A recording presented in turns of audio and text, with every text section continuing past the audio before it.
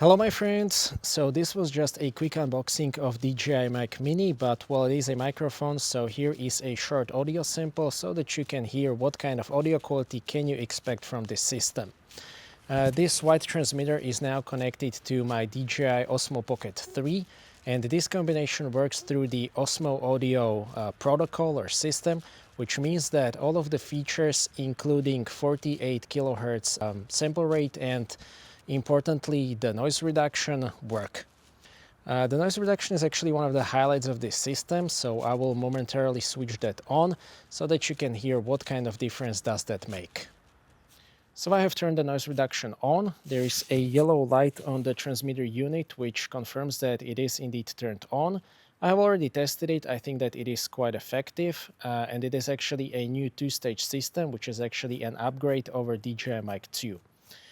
So this was my unboxing video. I hope that you liked it. I am currently working on the review, which will be available on this channel very soon.